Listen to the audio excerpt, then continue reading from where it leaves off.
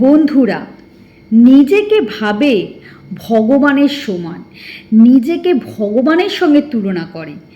হাতি বলে নিজেকে গণেশের সঙ্গে তুলনা করছে, আর লোকেদেরকে বলে বেড়াচ্ছে লোমড়ি, আর নিজেকে বলছে হাতি।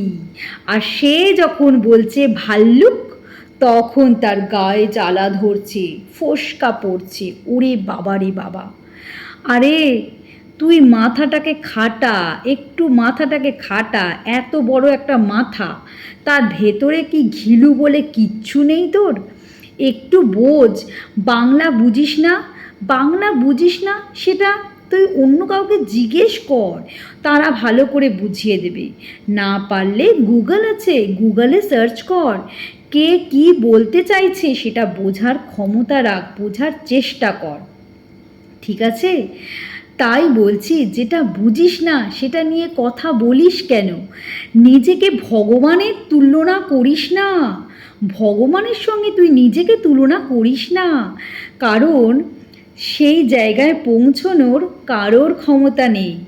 তাই নিজেকে নিজের জায়গায় রাখার চেষ্টা কর, নিজেকে নিজের জায়গায় রাখার চেষ্টা কর। কারণ তুই যার সাথে তুলনা করছিস সে যখন তখন না তোকে পাল্টে দেবে, ঠিক আছে? যখন তখন, এখন যে তুই উদ্ধত্তপনাটা দেখাচ্ছিস, যে যে হিংসায় জর্জরিত হয়ে যে সমস্ত তুই করছিস, এই ভগবানের সঙ্গে যে তুলনা করছিস না নিজেকে, এই ভগবান কিন্তু তোকে একটা ঝড়ে, একটা ধাক্কায় দুম করে ফেলে দেবে। তখন কি করবি? তখন তোকে কে বাঁচাবে? তাই রোয়ে শোয়ে, রোয়ে শোয়ে কর, রোয়ে শোয়ে ধর্মের কল বাতাসে নড়ে। এসব প্রবাদ বাক্য তো আবার তোর জানা নেই, তাই তোর যারা বাঙালি বন্ধুরা আছে তাদেরকে একটু জিজ্ঞেস কর আমার কথার মিনিংগুলো।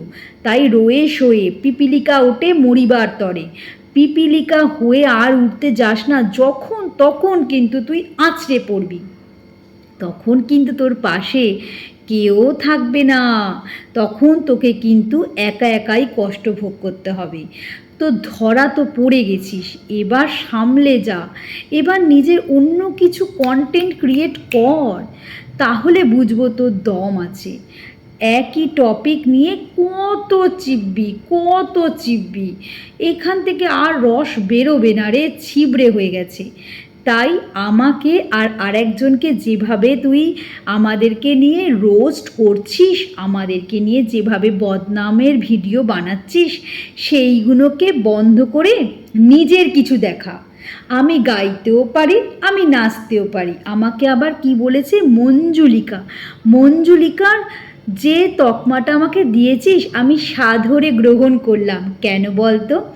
মঞ্জুলিকার যে অ্যাক্টিংটা দিব্যা বালান করেছিল না, সেইটার জন্যও কিন্তু সে একটা ভালো পুরস্কার পেয়েছে।